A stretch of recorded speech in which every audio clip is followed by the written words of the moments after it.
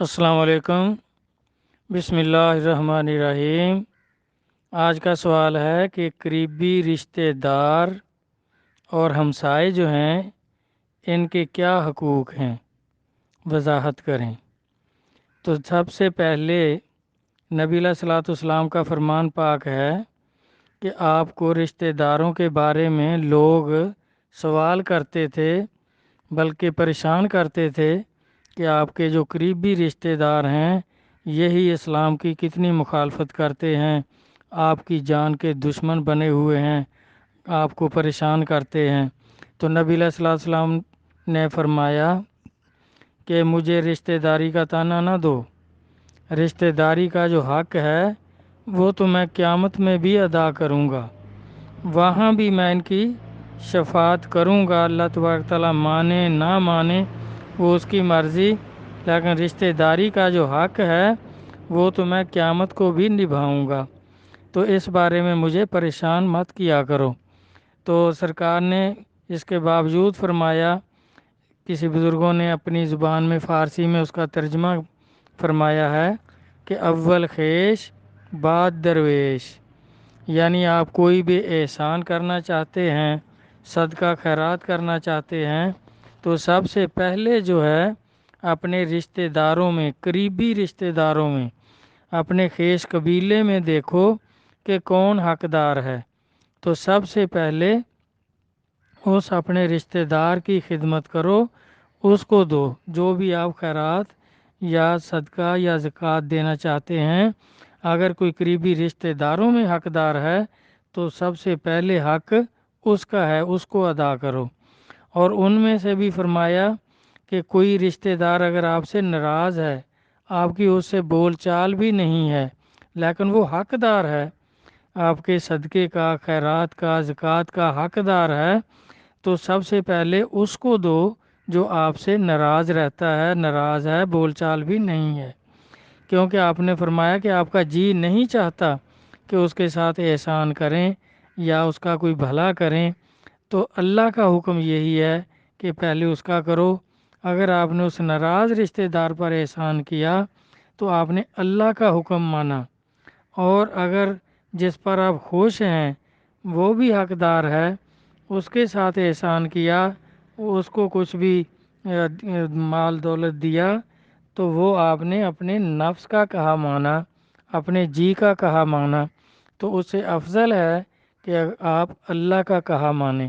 تو اس میں دیکھیں اللہ تبارک تعالیٰ خوش ہوں گے اگر اللہ کا حکم مانیں گے تو، اور نفس خوش ہوگا اگر آپ اپنے نفس کا کہا مانیں گے۔ تو آپ کا فرمان پاک کہ جس رشتہ دار سے، اور وہ اپنی بیوقوف کی وجہ سے ایسے آپ کو ناراض رکھتا ہے، تو لیکن پھر بھی اس کا حق اللہ اور اللہ کے رسول نے رکھا کہ جو آپ سے ناراض رہتا ہے اور وہ حقدار ہے، بھوکا ننگا ہے، تو اس کی خدمت کر دو۔ اور جس پر آپ راضی ہیں، اگر وہ جس پر آپ ناراض رہتے ہیں وہ نہیں لیتا، پھر بدتمیزی کرتا ہے، تو پھر جو لیتا ہے اس کو دے دو، لیکن اول حق اس کا ہے کیونکہ وہ اللہ کا حکم ہے۔ اس طرح دیکھیں غزوہ بدر کے قیدی جو تھے، ان میں بھی حضرت عمر رضی اللہ عنہ نے تو یہی فیصلہ کیا تھا کہ جو ابو بکر کے رشتہ دار ہیں ان کو دو، وہ قتل کر دیں،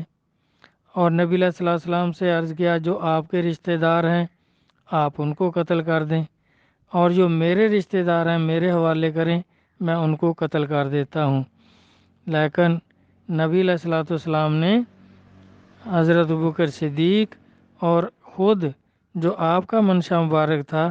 ان کے ساتھ پھر بھی صلہ رحمی کا سلوک کیا، ان کو قتل نہیں کیا بلکہ ان کو فدیہ لے کر آزاد کر دیا۔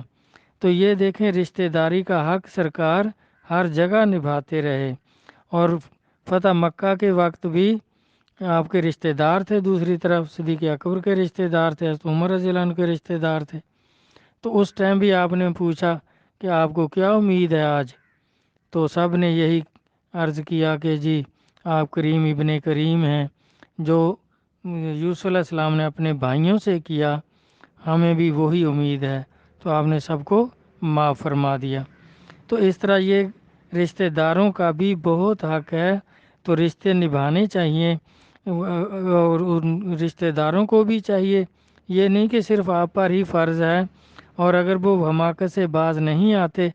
تو پھر نبی اللہ صلی اللہ علیہ وسلم کا فرمان پا گیا کہ بے وقوفوں سے دور ہو جاؤ، کنارہ کرو، ان کو چھوڑ دو، دور ہو جاؤ ان سے کہ نہیں باز آتے۔ جس طرح آپ کے کتنے رشتہ دار جو جنگوں میں مرے ہیں، ابو جہل وغیرہ، عتبہ شیبہ، یہ سب آپ کے عزیز ہی تھے، رشتہ دار تھے، تو دیکھیں وہ سب جنگ میں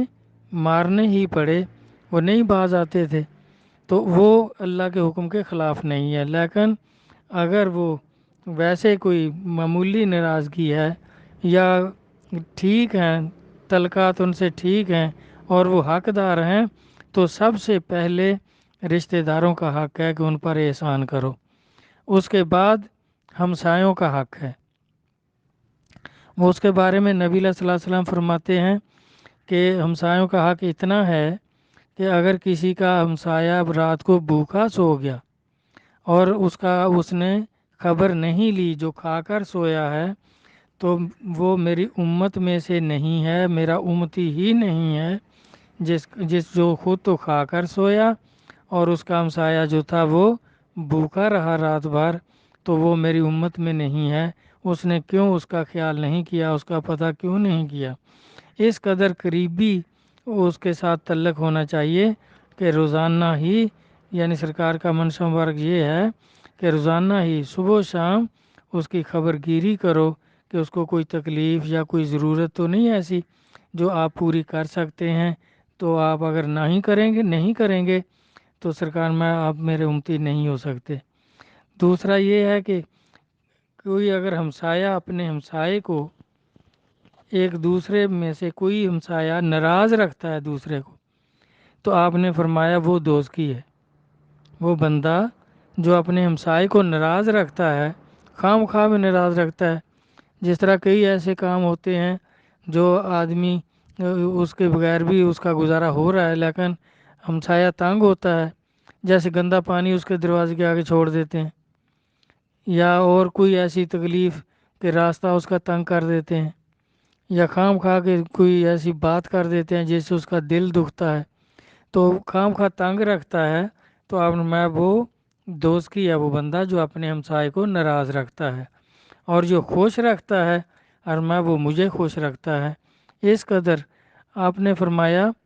کہ بھئی ہمیں تو یہ خدشہ ہو گیا تھا کہ اللہ تبارک تعالیٰ جس قدر ہمسایوں کے حقوق عطا فرما رہے ہیں، نازل فرما رہے ہیں، کہ ایسا لگتا تھا کہ ہمسایہ جو ہے وہ وراثت میں حقدار ہو جائے گا، اللہ تبارک تعالیٰ اس کو وراثت میں بھی حقدار کر دیں گے ہمسائے کو، دوسرے ہمسائے کی جائیداد میں۔ اس قدر یعنی اللہ اور اللہ کے رسول چاہتے ہیں کہ ہمسائے کا اس قدر خیال رکھو۔ اور ایک تذکرے میں ذکر ہے کہ ایک اللہ کے ولی حج کے لیے تشریف لے گئے، اور باقاعدہ انہوں نے حج کیا، سب لوگوں نے جب حج کیا، حج سے فارغ ہو کر تو آخری طواف زیارہ کرتے ہیں کعبہ شریف کی، تو وہ طواف کر کے پرنالے کے نیچے دعا مانگ رہے تھے۔ کہتے ہیں پرنالے کے نیچے جو دعا ہوتی ہے وہ زیادہ قبول ہوتی ہے، تو وہ وہاں کھڑے تھے، تو آسمان سے ایک فرشتہ نازل ہوا، جو پہلے فرشتے تھے جو کعبہ شریف میں طواف میں بھی مصروف رہتے ہیں اور وہاں حاضر تھے، تو انہوں نے پوچھا کہ بھئی کیا حکم لایا ہے؟ تو وہ جو آسمان سے نازل ہوا تھا فرشتہ، اس نے کہا کہ بھئی کوئی اچھی خبر نہیں ہے، اللہ تبارک تعالیٰ نے فرمایا ہے کہ اس دفعہ جتنے لوگوں نے بھی حج کیا ہے، کسی کا حج میں نے قبول نہیں کیا۔ حالانکہ ہزاروں لوگوں نے حج کیا تھا، اور خود ان اللہ کے جو ولی تھے انہوں نے بھی حج کیا تھا، تو اللہ تعالیٰ میں کسی کا بھی حج قبول نہیں ہوا۔ تو وہ بزرگ بہت پریشان ہوئے کہ بھئی اس کا کیا مطلب، لوگوں نے اس قدر پیسہ خرچ کیا، وقت خرچ کیا اور مشقت بھی اٹھائی، اور کسی کا حج قبول نہیں ہوا، اللہ جانے کیا خامی اس میں رہ گئی ہے کہ کسی کا بھی نہیں قبول ہوا۔ تو ابھی آپ اس سوچ بچار میں، اس فکر میں، غم میں کھڑے تھے تو ایک دوسرا فرشتہ نازل ہوا، تو سب فرشتے فوراً اس کی طرف بھی لپکے کہ بھئی آپ کیا حکم لائے ہیں؟ تو اس نے کہا بھئی میں خوشخبری لایا ہوں کہ جتنے لوگوں نے بھی حج کیا ہے سب کا حج قبول ہو گیا۔ انہوں نے کہا بھئی یہ کیا، ابھی تو خبر آئی تھی کہ کسی کا بھی قبول نہیں۔ تو اس نے کہا کہ عراق میں ایک موچی ہے، بہت غریب آدمی ہے، وہ حج پر آیا بھی نہیں، اس کا ارادہ تھا وہ آیا بھی نہیں، تو اس کا حج اللہ تعالیٰ نے گھر بیٹھے قبول کر لیا اور اس کے صدقے میں سب کا حج قبول کر لیا۔ تو وہ بزرگ سن رہے تھے ان کی باتیں، تو ان کے دل میں آیا کہ بھئی اس آدمی کی تو زیارت کرنی چاہیے کہ وہ آیا بھی نہیں تو اس کا بھی حج قبول اور اس کے صدقے میں سب کا قبول، جبکہ سب نے عیسائی کی تھی، پیسہ خرچ کیا تھا، مشقت اٹھائی تھی، کسی کا بھی قبول نہیں ہوا تھا۔ وہ کیا کرتا ہے، اس کا کون سا ایسا عمل ہے جس سے سب کے حج قبول ہو گئے اور اس کا بھی گھر بیٹھے قبول ہو گیا؟ تو انہوں نے عراق کا سفر کیا، پتہ کرتے کرتے اس شخص تک پہنچ گئے۔ وہ ایک غریب موچی تھا، روڈ پہ بیٹھا جوتے گانٹتا تھا اور اپنی دیہڑی بناتا تھا۔ وہ دو ہی جی تھے، ایک وہ اور ایک اس کی بیوی، بچے اس کے نہیں تھے۔ تو آپ اس کو ملے تو آپ نے اس سے پوچھا کہ بھی کیا تیرا حج کا ارادہ تھا؟ تو اس نے کہا جی بالکل میرا پکا ارادہ تھا، میں تھوڑے تھوڑے کر کے میں نے پیسے جمع کیے تھے اور اس دفعہ میرے پیسے پورے ہو گئے تھے اور میں نے حج کا انتظام کیا تھا اور اپنا گھر کا سامان وغیرہ بھی باندھ لیا تھا، تیاری کر لی تھی، لیکن ایک مجبوری ہو گئی تو پھر میں نہیں گیا حج پر۔ تو آپ نے پوچھا کہ بھئی کیا مجبوری ہو گئی؟ تو اس نے اور آپ نے بتایا کہ بھئی میں تو خانہ کعبے سے فرشتوں سے تیرا ذکر سن کر آیا ہوں کہ تیرا حج قبول ہو گیا ہے اور تیرے حج کی وجہ سے سب کا حج قبول ہوا ہے، نہیں تو کسی کا بھی قبول نہیں تھا۔ تو وہ کہنے لگا جی میں نے بتانا تو نہیں تھا، اب آپ نے اتنی پکی بات کی ہے اور اتنا سفر کیا ہے تو میرے بھائی بات یہ ہے کہ میں حج کے لیے تیار تھا، قافلہ شام کو روانہ ہونا تھا، ہم نے بھی جو سامان سفر تھا باندھ لیا تھا، اپنا سب کچھ اس کے ساتھ تیار تھے۔ تو میں نے اپنے ہمسائے سے کہا کہ بھی آج شام کا کھانا آپ مجھے دے دیں کیونکہ ہم نے سامان باندھ لیا ہے، اگر کھولیں گے شام کا کھانا پکائیں گے تو پھر ہم لیٹ ہو جائیں گے اور قافلے کے ساتھ سفر نہیں کر سکیں گے، تو آپ مہربانی کریں آج شام کا کھانا ہمیں آپ دے دیں، آپ ہمسائے ہیں، ہمارا حق بنتا ہے آپ پر۔ تو وہ کہنے لگا کہ جی میں آپ کو کھانا نہیں دے سکتا، حالانکہ اس کے گھر سے گوشت کے پکنے کی خوشبو بھی آ رہی تھی۔ تو میں نے ان سے کہا کہ بھائی ایسا کر تو چلو ہمیں بوٹیاں وغیرہ نہ دینا، شوربہ دے دینا اور روٹی دے دینا۔ اس نے کہا نہیں جی میرے گھر کا کھانا جو ہے آپ حج پہ جا رہے ہیں، آپ کے لائق نہیں ہے، میں نہیں دے سکتا آپ کو۔ تو کہتا ہے میرا تجسس بڑھ گیا کہ بھئی کیا ایسی بات ہے جو آپ کا کھانا ہمارے لائق نہیں ہے؟ اس نے کہا جی آپ تو حج پر جا رہے ہیں، نیک کام پر جا رہے ہیں، تو میرے گھر میں تو 3 دن ہو گئے کھانا نہیں پکا، ہم تو بھوکے تھے، بچے بھی بھوکے تھے، بیوی بھی بھوکی تھی، میں اور میری بیوی دونوں بھوکے تھے، 3 دن سے ہم بہت بے قرار ہو گئے بھوک سے۔ تو میں پھر جنگل کی طرف گیا تو ایک مرا ہوا جانور سے میں گوشت کاٹ کے لایا ہوں، وہ ہم پکا رہے ہیں، ہم تو بھوکے مر رہے ہیں، تو جان بچانے کے لیے ہمارے لیے وہ حلال ہے، میں اور میری بیوی تو وہ کھائیں گے، تو آپ تو حج پر جا رہے ہیں، آپ مالدار ہیں، تو آپ پر وہ حرام ہے، میں ایسے آپ کو دھوکے میں حرام کھلا دوں تو مجھے اللہ پکڑیں گے، تو میں یہ کام نہیں کر سکتا۔ تو وہ کہتا ہے کہ میں نے پھر سوچا کہ بہت شرمندہ بھی ہوا، اسے معذرت کی کہ یار آپ 3 دن سے بھوکے اور ہمیں پتہ ہی نہیں چلا، تو یہ تو ہم اللہ کی گرفت میں آ جائیں گے، آپ مجھے معاف کر دیں، تو آپ یہ کھانا جو ہے جو مردار پکا رہے ہیں اس کو باہر پھینک دو۔ اور میں نے اپنا سارا جو راشن باندھا ہوا تھا، آٹا بھی تھا، دالیں تھی، جو کچھ تھا، پھل تھے، کھجوریں تھیں، سب اس کو دے دیے کہ بھی حج پھر کر لیں گے، اگر تو اتنا تیرا حال خراب ہے تو اتنے دن سے بھوکا ہے تو یہ تو مجھے معاف کرنا، اور یہ کھانا پکاؤ، آپ بھی کھاؤ اور ہمیں بھی کھلاؤ، اور ہم حج پھر کبھی کر لیں گے۔ تو یہ واقعہ ہوا ہے۔ تو وہ بزرگ فرمانے لگے کہ بھائی واقعی عورتوں تو کوئی ایسا کام نہیں کرتا جس کی اتنی بڑی فضیلت ہو۔ یہ آپ نے جو ہمسائے کی اتنی بڑی خدمت کی اور اپنا حج ترک کر دیا، سارا سامان اور روپیہ پیسہ اس کو دے دیا، یہ اللہ کو اتنا پسند آیا، اتنا پسند آیا کہ اس نے تیرا گھر بیٹھے حج قبول کر لیا، اور باقی جو لوگ جنہوں نے حج کیا تھا ان کا بھی قبول کر لیا۔ تو اب دیکھیں، تو یہ ہمسائے کی خدمت اور اس کا حق اتنا بڑا ہے کہ اگر اس کی خدمت کرتا ہے تو اللہ تبارک تعالیٰ دیکھیں اس کا بھی حج قبول، جو ان کی خدمت کرتا ہے، جو بھوکے ہمسائے کو کھانا دیتا ہے اور اس کا سارا انتظام کر دیتا ہے، تو اس کا گھر بیٹھے حج قبول، اور جن کا نہیں ہوا تھا ان کا بھی سب کا قبول کر لیا۔ تو یہ بھائی بڑی فضیلت کی بات ہے۔ رشتہ داروں کی اور ہمسایوں کی خدمت کرو، ان کا خیال رکھو، تو اللہ تبارک تعالیٰ اور اللہ کا رسول خوش ہوتے ہیں۔ دیکھیں یہ حقوق العباد میں آتا ہے۔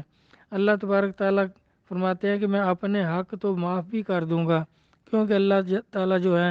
وہ رب العالمین ہیں، رحیم ہیں، کریم ہیں۔ اگر نمازوں میں کوئی کوتاہی ہو گئی، آدمی نے معافی مانگ لی، اللہ معاف فرما دیں گے۔ اسی طرح روزوں میں کوتاہی ہو گئی، بندہ نادم ہو جاتا ہے کہ باری تعالیٰ مجھ سے ادا نہیں ہو سکے صحیح ارکان، تو اللہ تبارک تعالیٰ معاف فرما دیتے ہیں، کیونکہ اللہ تعالیٰ فرماتے ہیں کہ میرے غضب پر میری رحمت جو ہے وہ غالب ہے۔ لیکن یہ جو حقوق العباد ہیں، یہ رشتہ دار اور ہمسائے، یہ بھی حقوق العباد میں آتے ہیں، تو یہ اللہ تبارک تعالیٰ کسی طرح بھی معاف نہیں فرمائیں گے جب تک وہ ہمسایہ اور رشتہ دار اگر کسی کا حق مارا ہے تو جب تک وہ خود معاف نہ فرما دیں تو اللہ تبارک تعالیٰ معاف نہیں کریں گے۔ اللہ رسول دین کی سمجھ عطا فرما دیں، کیونکہ سمجھ جو ہے یہ عطا ہے، باقی سب کام جو ہیں وہ کسب ہیں، پڑھنا کسب ہے، سمجھ عطا ہے۔ اللہ تبارک تعالیٰ جس پر بہت مہربان ہوتے ہیں تو اس کو دین کی سمجھ عطا فرماتے ہیں۔ نبی علیہ الصلوۃ والسلام کا فرمان پاک یہی ہے۔ تو اللہ تبارک تعالیٰ ہمیں دین کی اور حقوق العباد کی سمجھ عطا فرمائیں اور ان کو ادا کرنے کی توفیق عطا فرمائیں۔ آمین۔ اللہ حافظ۔